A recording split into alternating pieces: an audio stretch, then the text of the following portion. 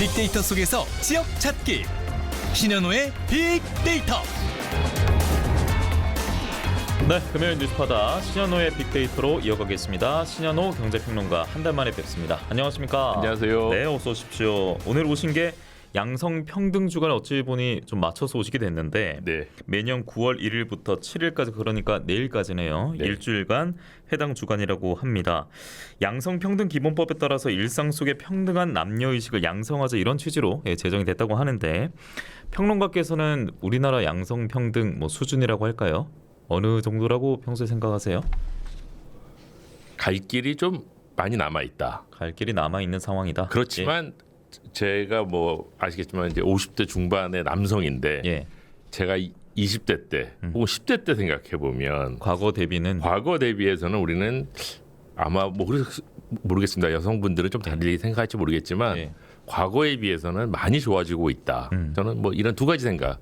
좋아지고 있지만 갈 길은 여전히 많이 남아 있다. 네. 이렇게 그러니까 말씀드리겠습니다. 평론가 세대에서는 이런 생각 하시는 분도 계실 수 있고 네. 또 현 세대에서 청년 세대들은 생각이 각가지 다르지 않을까 싶긴 한데 저희가 일단 얘기 이어가 보도록 하겠습니다. 네. 우리나라 여성가족부에서 국가 성평등 지수를 조사해서 발표한다고 하더라고요. 네. 앞서 6월쯤에 발표된 것 같던데 이 내용이 있어서 저희가 일단은 화면 보면서 네. 이야기 이어가 보도록 하겠습니다. 이게 윤석열 정부 첫해 성평등 지수를 발표했다고 합니다. 그러니까 2022년 국가 성평등 지수 보여드리고 있습니다. 자, 65.7점이네요. 네. 예. 이 정도면 어떻게 평가를 해야 되는 겁니까? 어쨌든 지수라고 하는 건 네. 절대적인 수치보다 늘 중요한 게 시기적으로 변하는 거 하나랑 두 번째는 저렇게 항목이 있으면 예. 항목별로 봐서 예. 우리가 상대적으로 강점이 어디 있고 약점이 어디 있나 차라리 이렇게 보는 게 나을 것 같아요. 그러면 교육 건강은 지금 90을 상회하기 때문에 강점이네요. 그렇습니다. 왜냐하면 잘 아시겠지만 예. 교육만 해도 아까 말씀드렸던 대로 지금은 거의 남성과 여성의 대학 진학률이라든가 이런 거에서는 차이가 없든지 예. 아니면 실제로 여성이 약간 더 높을 가능성이 있습니다. 그러니까 여성은 뭔가 아주 과거처럼 이제 배움의 기회를 얻지 못한다 이런 건 아니라는 거죠. 그런 건 전혀 아닌 점수는. 거죠. 예. 예. 사실은 또 제가 옛날 얘기가 됐는데 저희 또래만 해도 예. 아들 하나를 대학 보내기 위해서 누나 여동생들은 다 공장 가서 일하고 희생하는 예. 이런 일들이 사실 많았습니다. 아. 그렇지만 이제 그런 일은 거의 없는 예. 상황이어서 교육에서는 저희는 차별은 거의 없다고 생각이 들고 예. 건강도 지금 아시겠지만 요새 의료가 굉장히 난리가 났는데 예. 한국의 의료 수준이 세계적이기 때문에 여성이든 남성이든 이 병원에 접근하거나 예방을 하거나 하는 것에는 차별은 거의 없다라고 예. 봐도 되지 않을까? 그런 겁니다. 그러면 교육과 건강에선 성평등이 지금 높다. 높습니다. 예. 근데 저 아까 보시면 제일 밑에 다시 한번 보여주시죠. 상대적으로 굉장히 낮은 걸 보시면 돌봄과 의사결정이잖아요. 예. 의사결정이라고 하는 건 뭐냐면 의사결정을 하는 사람들을 생각해 보시면 네. 상대적으로는 나이가 많은 사람들이 좀 더 의사결정을 많이 하는 지위에 가 있을 가능성이 높습니다. 리더나 고위층 이런 얘기하는 그렇습니다. 거예요. 근데 그 고기는 아까 말씀드렸던 예. 대로 저희 세대들이기 때문에 저희 세대들은 상대적으로 여성들이 사회 전체에 굉장히 억눌려 있었기 때문에 의사결정 저 수준에 가면 여전히 격차가 굉장히 크게 나 있을 거고요. 예. 두 번째 돌봄이라고 하는 거는 저게 이제 육아와 보육인데 저 부분은 생각만큼 그 남성과 여성 사이에 그게 좀 균형 있는 발전이 잘 안 이루어지고 있는 육아 노동에 있어서 뭔가 균형이 아직은 그렇습니다. 이런 말씀이에요? 육아와 보육에 있어서는 아. 여전히 여성들이 남성보다 월등히 더 많은 예.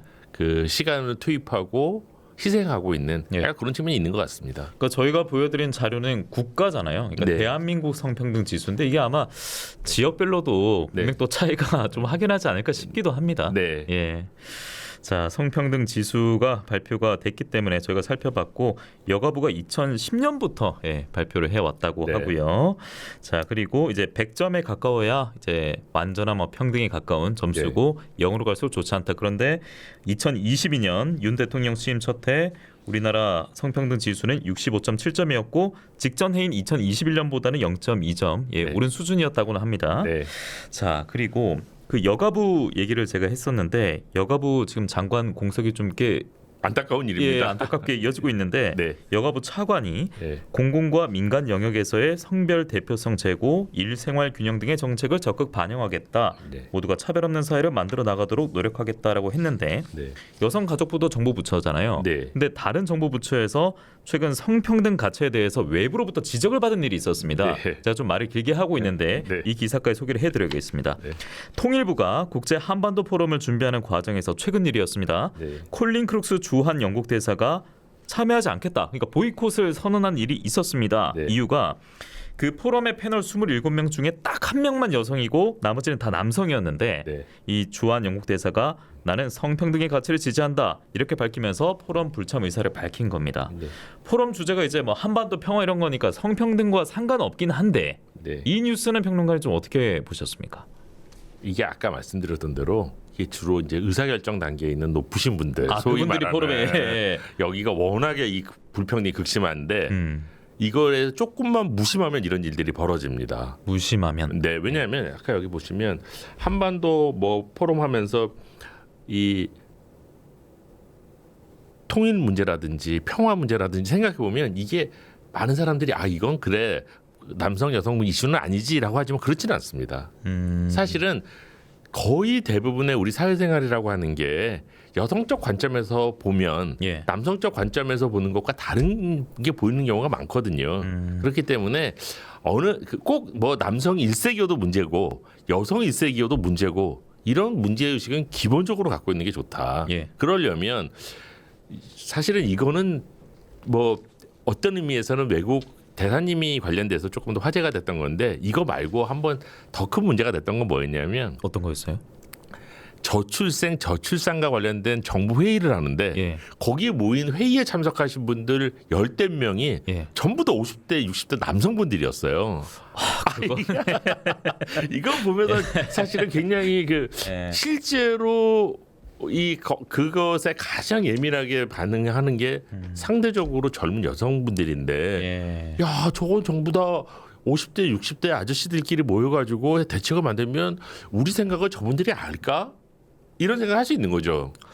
그게 그 가임기 나이와도 일단 맞지 나이도 않고. 그렇습니다. 예. 뭐 여러 가지로 해서 이런 굉장히 많은 문제들은 예. 성별로도 또 연령별로도 또 뭐 필요하다면 지역별로도 예. 이런 것들에 대해서 균형을 맞추려는 노력은 의식적으로 하지 않으면 예. 이런 일들이 벌어집니다. 그러니까 이게 한반도 포럼 주제가 중요한 일이 아니었습니다. 네. 어찌 보면 아직까지 그 성평등 격차가 벌어져 있는 이 현실의 단면을 보여줬다. 그렇습니다. 그런 뉴스였다 이렇게 저희가 보면 되겠습니다. 네. 앞서 저희가 그 전후 사진을 보여드렸는데 예, 이런 지적이 있자 참석자 변화가 있었다고 하고 예, 급히 여성 패널 6명이 추가됐다는 이야기를 덧붙이도록 하겠습니다. 조금 민망한 일이 있었죠. 예, 네, 예. 네. 이렇게 우리 정부와 또 정부 부처의 성평등 관련 이면 단면을 연이어 살펴봤고 양성평등 주간에 오늘 평론가 모셨으니까 여성의 사회 진출 관련해서 저희가 조금 더 파보도록 하겠습니다. 네.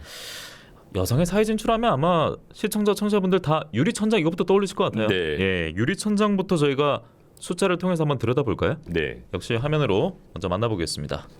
OECD 회원국 유리천장 지수가 나오고 있습니다. 유리천장이라고 하는 게 저게 재밌는데 네. 우리 여기도 천장이라는 게 건물엔 다 있잖아요. 네네. 보이는 게 보입니다 사실은. 근데 유리천장이라고 하는 건 뭐냐면 안 보이는 거예요.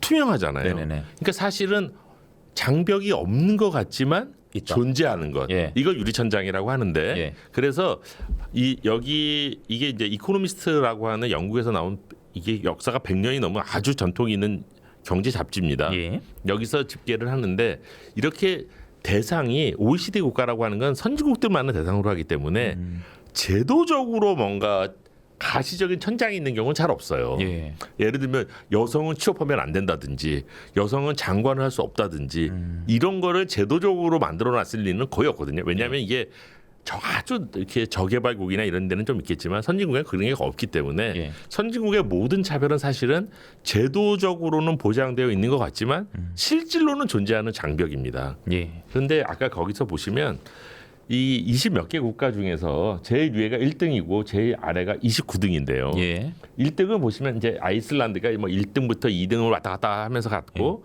저게 보시면 2016년부터 지금까지입니다. 어때요? 그러면 제자리 걸음이네요. 그렇습니다. 대한민국은. 그게 굉장히 특이한 경우인데 한국은 2016년부터 23년까지 단 한 번도 빠짐없이 부동의 부동의 꼴등입니다. 예. 야, 저 잘못 본 줄 알았습니다. 네. 예. 계속 같은 위치에 있네요. 근데 저게 사실은 2022년까지는 어땠느냐면 저 한 칸 위를 보시면 일본이었어요. 일본은 지금 일본이 변화가 있어요. 부동의 꼴찌에서 1등이었습니다, 사실은. 예. 근데 일본이 최근에 살짝 올라갔습니다. 그러면 일본은 어쨌든 개선된 거네요. 그렇습니다. 예. 그런데 어쨌든 동아시아 국가 최하위라는 한국과 일본이 굉장히 OECD 국가라고 하면 대부분 선진국이기 때문에 예. 서유럽 국가 대부분 그다음에 아메리카 대륙에서는 미국, 캐나다, 멕시코 그다음에 이 태평양 지역에서는 호주 뭐 이런 나라들이거든요. 예. 아시아의 대표적인 선수라고 할 수 있는 한국과 일본이 매우 유감스럽게도 저 유리천장 지수에서 거의 바닥을 하고 있다는 건 굉장히 안타까운 일입니다. 예, 2016년 이래 한 번도 빠짐없이 지수 평가에 있어서 최하입니다. 그래서 네. 과거보다 달라졌다고 합니다만 현 주소는 저렇습니다. 네. 그리고 앞서 그 OECD 평균이었나요? 네. 그 바로 밑에 미국이 있는 거 저는 좀 놀랐습니다. 네. 뭐 제가 편견인지 모르겠습니다만 네. 미국이 OECD 평균은 당연히 웃돌 줄 알았거든요. 그렇지 않습니다. 이게 네. 지금 사실은 전 세계적으로 평균을 내보면 미국도 평균보다 좋고 한국과 일본도 저렇게 바닥권은 아니고 상당히 올라오지만 예. 저건 아까 말씀드렸던 대로 선진국 클럽이에요. 네네. OECD 국가들만 대상으로 하고 있기 때문에 그 저기서 안에서? 대상으로 되는 나라 자체가 제도적으로 충분히 발달한 아까 말씀드린 유럽, 아메리카, 아시아 몇 개 나라들입니다. 그 중에서는 미국도 그렇게 높은 점수를 현재는 받고 있지 못하는 그런 상황입니다. 그러면 저렇게 이 그래프가 나오기까지는 그 안에 체크하는 지표들이 있을 텐데 네. 뭐 여기도 그러면 대한민국 같은 경우에는 계속 밑에서 최하위권에서 쭉 가는 거는 그 앞서 뭐였죠? 의사 결정? 네. 뭐 이런 지표들이 반영된 거예요? 이게 두 뭐가 가지인데요. 반영된 거예요? 예. 첫째는 이게 경제지에서 하기 때문에 가장 중요한 게 여성의 경제 활동이 제일 중요합니다. 아, 네네. 그다음에 두 번째로 중요한 거는 저게 천정이잖아요. 네네. 여성이 진입 단계 평등도 중요하지만 사실은 계속 이 사다리를 타고 올라가는 것도 또 중요한 하나의 차원이 되는데 네네. 저게 천정이라고 하는 건 진입 단계보다는 올라가는 것에 대한 것에 좀 더 이 가중치를 많이 둔 지수라고 봐야 됩니다. 예. 그러면 이 생각해 볼 수 있는 게 뭐냐면 앞에서 우리가 보면 한국이 여성 양성 사이의 평등이 굉장히 높은 부분이 있었잖아요. 의료 서비스를 받는 거라든지 교육을 받는 거라든지 하는 거는 굉장히 높은 평가를 받았는데 네. 아까 말한 의사결정이라고 하는 건 저 의사결정 단계로 우리가 올라가는 것 이것에서 굉장히 약점이 아직 있다. 그거를 보여주는 지표라고 생각하시면 될 것 같습니다. 그런 거에서 걸리는 게 생긴다. 그러면 당연히 격차 벌어질 거 떠올려 보면 임금입니다. 네. 예, 그래서 성별에 따른 임금 격차 네. 이 내용으로 이 지표로 유리 천장 지수도 다시 파보도록 하겠습니다. 네. 저희가 준비한 화면이 있거든요. 네. 자료화면 띄워주시기 바랍니다. 성별에 따른 임금 격차 네. 2023년 이거는 기준입니다. 그 앞에 그 이코노미스트지하고는 다르게 예. OECD라고 하는 게 저게 유엔의 산하 기구인데요. 저 국제기구에서 직접 조사를 각국 통계를 공식적인 통계입니다. 저걸 보시면 성별에 따른 임금 격차라는 건 뭐냐면 남성의 중위 임금, 예. 평균 임금 비슷하다고 생각하시면 되는데 중위 임금과 여성의 중위 임금 두 가지를 놓고 여성의 중위 임금이 남성의 중위 임금의 몇 퍼센트 정도 되느냐를 예. 보는 겁니다. 예. 저기 격차가 제일 오른쪽에 있는 게 한국인데요. 저게 30 정도 됩니다. 30%. 저거는 무슨 뜻이냐면 예. 만약에 남성의 중위 임금이 100이라면 예. 여성의 중위 임금은 70 정도 된다. 요 정도 격차가 난다라는 얘기고요. 예. 제일 왼쪽에 있는 게 이제 격차가 제일 적은 나라 룩셈부르크인데 룩셈부르크는 저기 보시면 1도 채 되지 않습니다. 그렇네요. 저 얘기는 뭐냐면 남성의 중위 임금이 100이라면 예. 여성의 중위 임금도 99점 몇몇몇 정도는 된다. 예. 그러니까 사실상 차이가 없다라는 뜻이 되고 임금 격차가 없군요, 사실. 그렇습니다. 오른쪽으로 갈수록 임금 격차가 높은데 저기도 보시면 한국이 제일 이 격차가 높고 그 다음에 일본이 그 바로 아래 이렇게 있습니다. 참 안타깝습니다. 지금 대한민국 여러 가지로 저렇게 좋지 않은 지표는 거의 다 1위를 기록하고 있어서요. 네. 성별에 따라서 이렇게 임금 격차 결국에 계속 말씀해 주시는 뭐 유리 천장 같은 네. 이런 장애물 때문에 네. 이렇게 계속 쌓여오고 있는 것 같습니다. 결과들이요. 네. 자, 그리고 정치, 행정, 고위직 여성의 참여율도 우리가 좀 봐야 될 것 같거든요. 네. 역시 네. 또 준비한 화면 보면서 이야기 이어가도록 하겠습니다. 네. 이것도 앞서 말씀드린 그 OECD에서 직접 조사를 한 겁니다. 그런데 이번엔 일본이 뒤에 있네요. 예, 그렇습니다. 요거는 뭐냐면 예. 그 저 정치라고 하는 거는 국회의원 이상의 직위의 여성의 비율. 예, 국회의원 이상. 예, 행정이라고 하는 거는 이게 국회의원 이상이면 국회의원 아니면 대통령, 뭐 총리 이런 거겠죠. 네. 그다음에 행정이라고 하는 건 장관급 이상의 여성 비율. 네. 두 개의 단순한 평균을 제가 그냥 본래 두 개가 따로 있습니다. 정치 따로, 행정 따로 있는데 예. 제가 거의 비슷하기 때문에 거의 그냥 대통령, 국무위원 이런 사람들입니다. 그렇습니다. 예. 그냥 제가 평균을 낸 거고 저거는 뭐냐 여성의 참여율이니까 나 숫자가 낮을수록 격차가 심한 거죠. 저거는. 저기를 보시면 한국은 대체로 보면 한 10 정도 되는 거고 제일 왼쪽에 있는 거는 그 여성의 참여율이 50보다 넘는다는 얘기는 여성이 남성보다도 조금 더 많다는 얘기예요, 사실은. 핀란드가 지금 그렇게 나오고 그렇습니다. 있습니다. 저거는 그러면 꼭 그럼 90이 되면 좋은 거냐? 그런 것 같지는 않겠죠. 저건 평균이 제일 좋다고 우리가 가정을 하면 50에 가까울수록 좋은 거다라고 우리가 생각할 수 있을 것 같습니다. 예. 저기도 보시면 저거는 일본이 가장 낮고 한 10 정도 되니까 그래도 한국은 저기 뭐 일본보다는 높고 20이 채 안 되는 그런 건데 저기도 여전히 뭐 거의 꼴등이나 꼴찌에서 1위나 이 정도는 아니지만 여전히 저기 우리도 여전히 낮은 편에 속하는 나라입니다. 어쨌든 그 정치 관련 지금 자료였잖아요. 네. 그래서 그 최근에 선거 보니까 비례대표 보니까 이게 뭐 홀짝 네. 하잖아요. 네. 그런 어쩌면 보면 변화의 시도라고 할까요? 그런 네. 게 좀 반영됐기 때문에 그래도 일본보다는 좀 낮게 나왔을까요? 저게 되게 중요해요. 작동했습니다. 예. 왜냐하면 우리가 비례대표 후보를 정당에서 할 때 네네. 아시겠지만 1번부터 쭉 뭐 10번, 20번까지 내지 않습니까? 네네네. 저걸 성별 교호제라 그래서 여성과 남성을 엇갈리게끔 하게 되어 있습니다. 여성만 쭉 해도 안 되고 남성만 쭉 해도 안 되고 예. 1번, 2번 여성, 남성, 여성, 남성 혹은 예. 남성, 여성, 남성, 여성 이렇게 해야 되는데 저게 강제 조항은 아니에요. 아, 권고사항입니까? 저게 실제로 안 했다고 해도 처벌하는 조항은 없습니다. 아, 실제로는. 그래요? 예. 그렇지만 저게 유권자들한테 굉장히 중요하게 반응되기 때문에 어떤 정당도 저걸 대놓고 어기지는 못하는 지금 상황입니다. 예. 그러니까 저거는 뭐 그 한국에 있어서는 상당히 의미 있게 여성의 정치 참여의 비율을 높인 데는 결정적인 역할을 현재 하고 있습니다. 그게 이제 성별 교호 순번제 네. 이렇게 부르더라고요. 네. 여성 교호라고 남성 하는 게 이렇게 엇갈린다는 뜻이거든요. 예, 예. 예.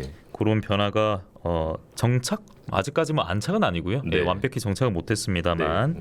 자 이런 또 대한민국 정치권에서 변화가 있었고 평론가께서는 2018년에 여성 정치할당제 관련해서 글 쓰신 적이 있던데요. 네. 예, 검색해 보니까 네. 그때 이제 뭐 도입 효과, 네. 제기될 수 있는 우려 등등 우리나라의 뭐 현실 기준으로 적으셨던데 네. 그러면 도입 후 기대 대비 나온 효과는 뭐가 있습니까?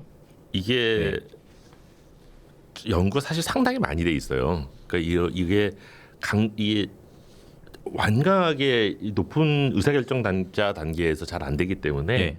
여기 보시면 지금 여성 정치할당제도 나왔지만 실제로 유럽이나 몇몇 나라들에서는 대기업의 이사회에도 여성이 일정 부분 이상 있어야 된다라고 하는 이사회 여성 할당제도 있고 예. 이건 미국도 있고 그다음에 이거를 법이나 제도로 규정하는 나라도 있고 실제로 법이나 제도로 규정하지 않아도 금융시장에서 그걸 공시하게끔 해서 그게 너무 낮으면 이 투자자들이 외면하게끔 하면서 강제하기도 하고 이러거든요. 예. 근데 이걸 하면 늘 나오는 비판은 한 가지입니다. 우리도 여성의 비율을 혹은 여성의 참여를 하고 싶지만 예. 적임자가 없는데 어쩌란 얘기냐. 아, 이게 늘 나오는 비판이에요. 그러니까 기계적으로 우리가 할 수는 없다. 그렇습니다. 적임자가 왜냐하면 없는데. 이사라도 마찬가지고 국회의원이나 장관도 마찬가지고 고도의 전문성을 갖는 자리인데 이거를 자격이 없는데 여성이란 이유만으로 임명하는 게 맞는 얘기야라고 하는 비판이 늘 있어 왔고 예. 그거 자체는 사실은 이렇게 들어보면 상당히 그럴듯하게 들리기도 하거든요. 사실은. 결과의 평등을 지적하는 것처럼 들리니까요. 그렇습니다. 예. 그래서 이거에 대해서 학자들이 연구를 많이 했는데 실제로는 해보면 이 다양성을 높일수록 이 정치라고 하는 건 사실 측정하기가 좀 어려워서 보통 이게 측정을 제일 많이 하는 게 예. 기업의 이사회거든요. 오히려 이사회에 의도적으로 여성의 참여를 강제하거나 최소한 한 명 이상 혹은 몇 % 이상 이렇게 하면 매우 재밌는데 그 회사 주가가 올라갔습니다. 아 그래요. 예, 그래서 뭐 사람들이 우려하듯이 그 중요한 그 의사결정 단위에 여성의 참여를 높이는 것이 그 억지 춘향격으로 해서 오히려 성과를 낮출 수 있다는 우려가 있는데 예. 그렇지는 않은 것으로 대체로 많은 연구들은 지적하고 있습니다. 예. 자, 그러면 네. 그것도 살펴보죠. 그러니까 여성의 경제 활동 참여를 더 늘리는 쪽으로 봤을 네. 때 네. 지금 노동 분야의 여성 참여율은 어떨까? 네. 아무래도 경력 단절로 다들 걱정을 좀 많이 하는 여성분들이 있지 않습니까? 네. 예, 저희가 다시 자, 화면을 그걸 보겠습니다. 보시면 저희가 우리가 늘 봐야 되는데 아까 우리가 이미 교육 수준이 남성과 여성의 차이가 거의 없어요. 그랬었죠. 그러면 예. 어떤 일이 벌어지느냐면 진입 단계에서는 남성과 여성의 차이는 거의 없습니다. 예. 왜냐하면 여성이 남성보다 취업이 훨씬 더 어렵거나 혹은 여성이 남성보다 같은 직종에서 일을 하는데 형편없이 낮은 임금을 받거나 이럴 일은 거의 없거든요. 그런데 변곡점이 결혼 출산이 되고 있는 거예요. 그렇습니다. 예. 아까 말했던 대로 그게 어떻게 되느냐면 우리가 이렇게 젊어서 직장에 진입을 했다가 20대 때는 근데 여전히 뭐 대학도 다니는 사람도 있고 대학원 다니는 사람도 있기 때문에 시간이 지나면서 취업률이 이렇게 올라갑니다. 그래서 30대, 40대가 되면 거의 정점이 되고 50대, 60대가 되면 아무래도 조금 더 뭐 은퇴를 하거나 뭐 여러 가지 일 때문에 노동시장에서 빠져나오는 사람이 있어서 이렇게 취업률이라고 하는 게 올라갔다가 내려오는 이거를 우리가 역유차형 곡선이라고 부릅니다. 예. 남성은 대부분 이렇게 돼 있어요. 그리고 외국은 여성도 다 이렇게 돼 있어요. 예. 근데 우리는 어떻게 되느냐면 20대에서 쭉 하면 이게 올라가다가 저기 보시면 가장 노동시장에서 중요한 게 30대, 40대 초반인데 저 때 보면 오히려 떨어집니다.